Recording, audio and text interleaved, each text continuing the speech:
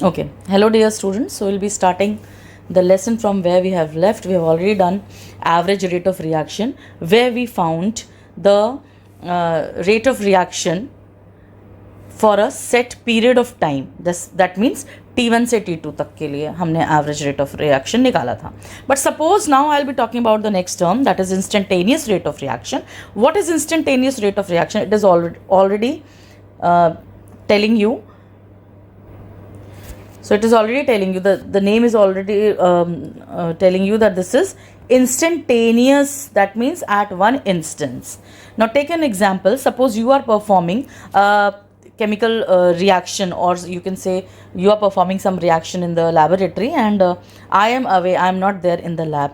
I come from somewhere and at once I ask you, what is the rate of reaction? So that means I just wanted to ask you that this rate of reaction is for particular instant, बिल्कुल उसी time जिस time मैं lab में आई हूँ और आप एक कुछ भी केमिकल रिएक्शन कर रहे हो, उस टाइम पे उसका रेट क्या है, इररिस्पेक्टिव ऑफ कि आप कितने देर से लैब में थे, कितना प्रोडक्ट ख़त्म हो चुका है, कितना रिएक्टेंट ख़त्म हो चुका है, कितना प्रोडक्ट बन चुका है, इस सब से मुझे कोई मतलब नहीं है.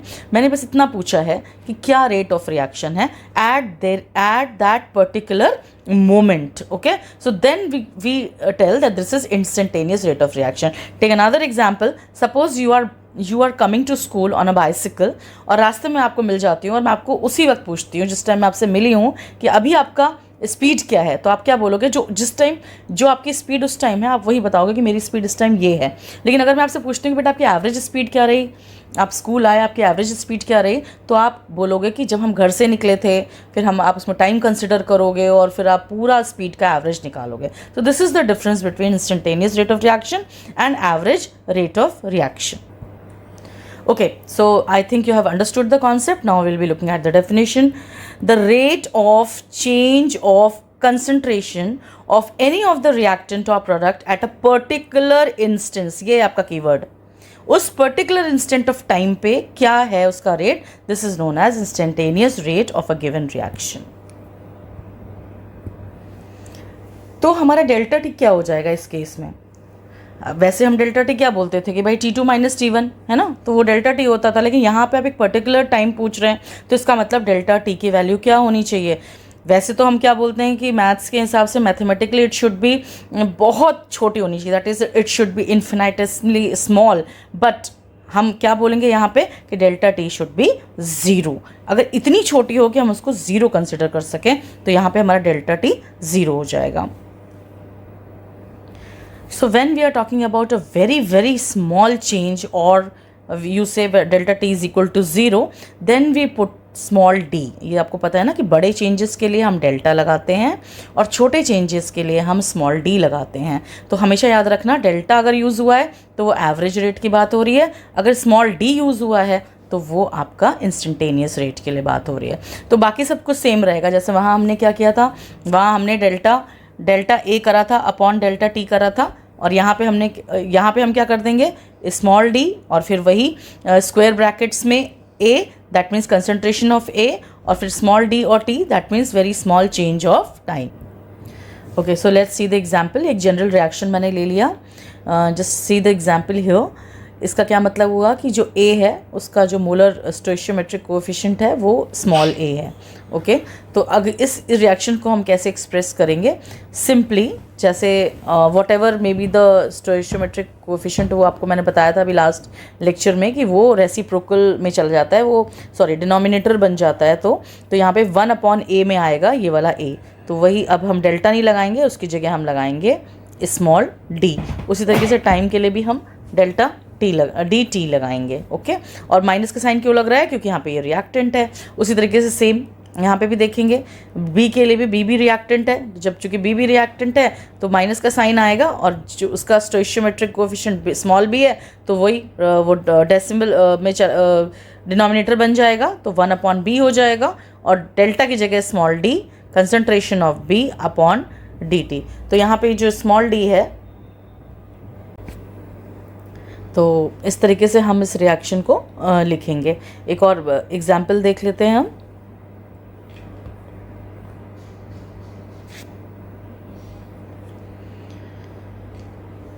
H2 plus I2 gives 2HI। तो यहाँ पे इसका कोई भी स्टोइशियोमेट्रिक कोएफिशिएंट नहीं है, तो यहाँ पे कुछ भी नहीं आएगा, वन मतलब डिनोमिनेटर में कुछ भी नहीं जाएगा। Small D H2 upon dt। उसी तरीके से I2 का भी यहाँ पे कुछ भी नहीं है, तो कोई भी चीज़ डिनोमिनेटर में नहीं जाएगी, small D I2 upon dt। और यहाँ पे 2 है तो ये 2 यहाँ पे डिनोमिनेटर में आ जाएगा, तो 1/2 small D HI and dt। तो इस तरीके से हम लिखेंगे। Let's see one example here. For the assumed reaction, कोई एक रिएक्शन है x2 plus 2y2 which gives 2xy2। आपको लिखना है average rate of reaction in terms of disappearance of y2। यहाँ पे हमारा जो मेन फोकस रहेगा ये y2 का रहेगा। तो ये पहले पूरी रिएक्शन लिख लो और उसके बाद सिर्फ y2 के उसमें लिखेंगे। यहाँ पे 2 है इसका स्टोइशियोमेट्रिक कोएफिशिएंट, तो दैट मीन्स 1/2 हो जाएगा। और चूंकि यहाँ पे इन्होंने एवरेज वर्ड यूज़ किया है तो आप डेल्टा यूज़ करेंगे, तो और चूंकि ये रिएक्टेंट है तो उसके आगे माइनस साइन आएगा, तो -1/2 delta y2 upon delta t। इस तरीके से हम एक average rate of reaction in terms of disappearance of y2 लिखेंगे। Let's see another example.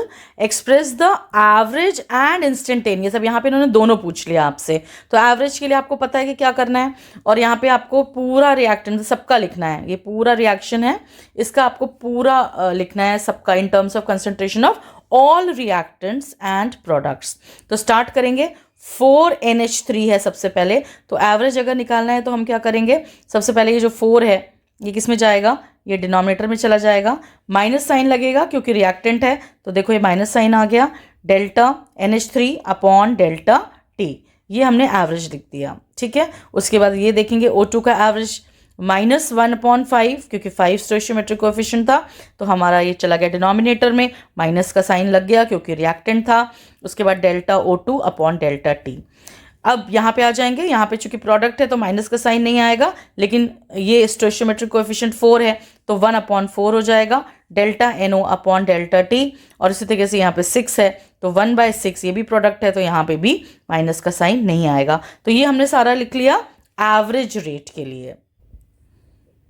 अब देखेंगे इंस्टेंटेनियस के लिए, तो बस कुछ नहीं करना है, जो ये लिखा था बिल्कुल सेम, जहाँ जहाँ डेल्टा था वहाँ वहाँ डी डालना है और कुछ भी नहीं करना है आपको। जहाँ जहाँ डेल्टा था वहाँ वहाँ आपको स्मॉल डी डालना है, और बाकी बिल्कुल सेम रहेगा दोनों, no change. Okay, only delta will be replaced by small d, otherwise no change will be there. So this way we can write average rate and instantaneous rate. चलिए let's see another example. Here they have given you one reaction, that is A plus 2B gives 3C plus 2D, and they have told you that concentration of ये जो D है, जो D का concentration है at particular moment, यहाँ पे particular moment बोल दिया उन्होंने, तो आपको समझ जाना है कि यहाँ पे आपको स्मॉल d यूज़ करना है, डेल्टा t यूज़ नहीं करना है। आपको क्या यूज़ करना है, आपको स्मॉल d यूज़ करना है। तो ये रिएक्शन उन्होंने बताया कि कंसंट्रेशन ऑफ d एक पर्टिकुलर मोमेंट पे ये वैल्यू उन्होंने दे दी है आपको, और अब इसी से ही रिलेट करके आपको calculate the rate of reaction, rate of disappearance of A B and the rate of appearance of C at the given moment. ये हमें करना है यहाँ पे। So let's write the reaction and then after that वही हमारा जो काम है वो करेंगे। A है उसको हमने लिख दिया, माइनस लगा दिया, स्मॉल d के साथ A अपॉन dt लिख दिया। इसी तरीके से पूरे रिएक्शन का हमने अपना rate of reaction in terms of disappearance and appearance लिख दिया यहाँ पे। Okay, but now what is given, that we will write. Given क्या है कि ये जो चेंज है, दैट मीन्स d का जो चेंज है, it is given as 0.4 moles per liter per second. This is given. तो रेट ऑफ रिएक्शन निकालेंगे जब हम, तो हमारे हिसाब से ये जो रेट ऑफ रिएक्शन है इसमें हाफ आ रहा है ना, इसका जो हमने ऊपर यहाँ पे रिएक्शन लिखी है ये, तो बस इसको हाफ करके ये जो वैल्यू दी थी इसको भी हम हाफ कर देंगे। तो जो हमने रेट ऑफ रिएक्शन लिखा है उस रेट ऑफ रिएक्शन के अकॉर्डिंग जो हमारा चेंज है वो ये है। ओके, तो हाफ है, इसका मतलब जो गिवन है उसका हाफ, तो गिवन कितना है 0.4, उसका हाफ, तो हमारा ये निकल गया rate of reaction for this. Then उन्होंने पूछा है rate of disappearance of A। तो अब A को हमने यहाँ ऊपर क्या लिखा है कि हमारा ये जो A है ये is equal to half of ये है ना, इज इक्वल टू करा हुआ है ना हमने। तो अब हम क्या करेंगे, जो भी हमारी वैल्यू निकली है, जो भी दिया था उसको हम हाफ करेंगे तो हमारी ये वैल्यू निकल जाएगी।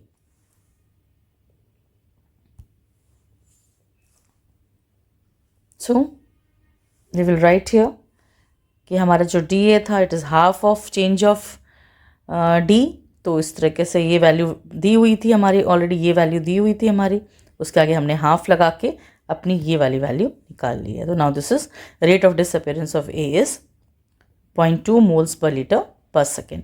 उसी तरीके से rate of disappearance of B निकालेंगे हम, सेम तरीके से ही, हमें ऑलरेडी दिया हुआ है।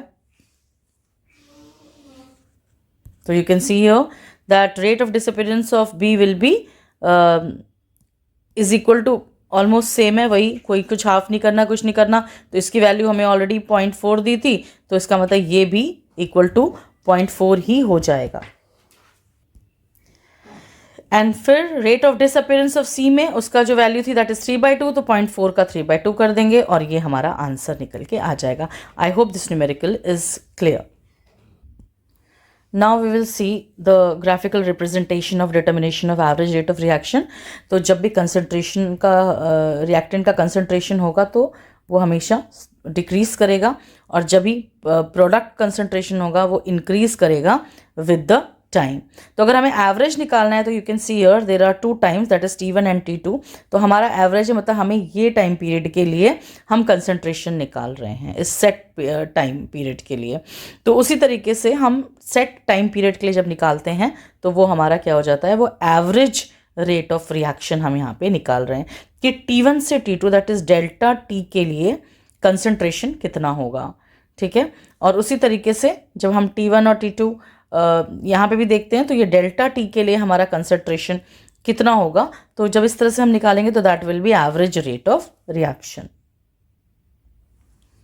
तो यहाँ डेल्टा T के लिए ये जो चेंज होगा ये डेल्टा X होगा, और उसी तरीके से यहाँ पे भी डेल्टा T के लिए ये जो चेंज होगा ये डेल्टा X होगा। ठीक है, तो इस तरीके से हम निकाल लेंगे। तो here you can see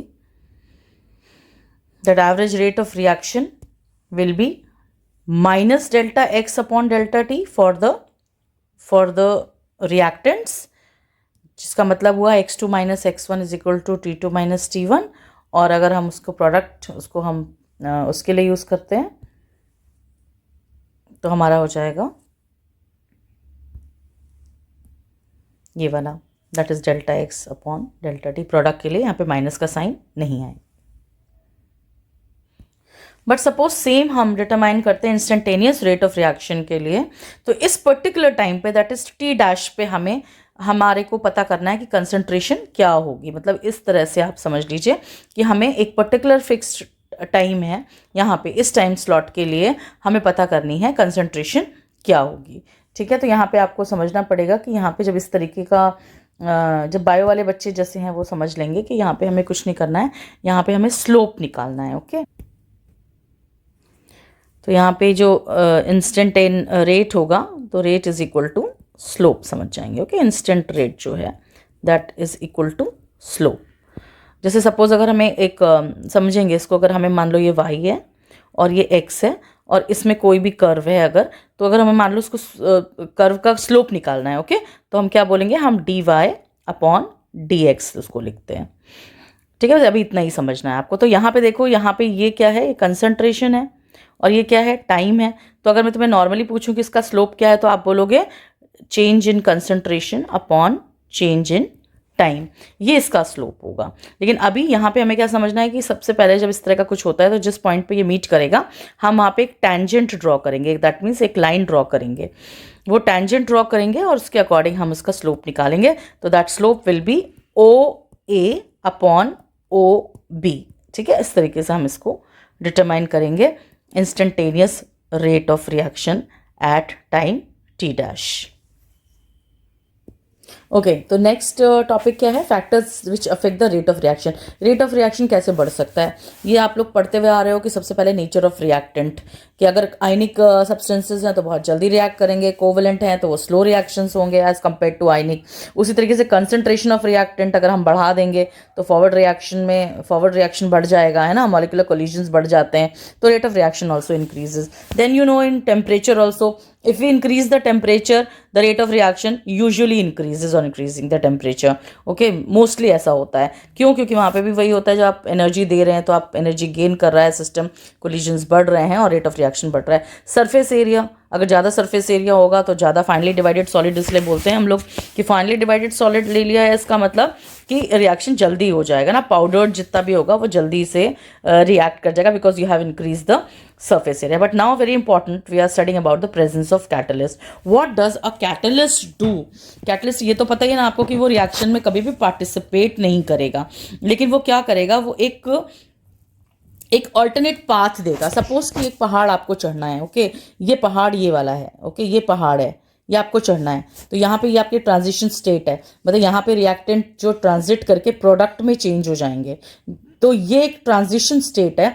लेकिन यहाँ तक, इस बैरियर तक पहुँचना ही है इन दोनों को, दैट मीन्स दोनों ए और बी रिएक्टेंट को यहाँ तक पहुँचना ही है, ठीक है, जिसमें आपका ये ई ए क्या है, ई ए आपका फॉरवर्ड रिएक्शन है, ओके, विदाउट कैटलिस्ट, ये विदाउट कैटलिस्ट है फॉरवर्ड रिएक्शन की एक्टिवेशन एनर्जी समझ लीजिए।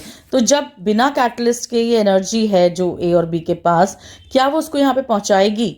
लेकिन कैटलिस्ट का रोल क्या होता है, कैटलिस्ट इस पोटेंशियल एनर्जी को थोड़ा नीचे एक दूसरा रास्ता, एक ऑल्टरनेटिव रास्ता बना देता है, जो यहाँ पे आपको डॉटेड लाइन से दिख रहा है। तो इसका मतलब उसने ये जो पोटेंशियल एनर्जी है डिक्रीज कर दी। अब ये दोनों रिएक्टेंट्स की जो एनर्जी है वो लोअर एनर्जी पे ही वो इस बैरियर को क्रॉस करके प्रोडक्ट में चेंज कर जाएंगे। तो इस तरीके से कैटलिस्ट क्या करता है, कैटलिस्ट एक ऑल्टरनेट पाथ देता है, जिसकी वजह से लोअर एनर्जी कॉम्प्लेक्स या लोअर एनर्जी पे ही लोअर एनर्जी को अटेन करने के बाद भी उस बैरियर को वो क्रॉस कर लेते हैं आपके reactants. So this is the role of catalyst.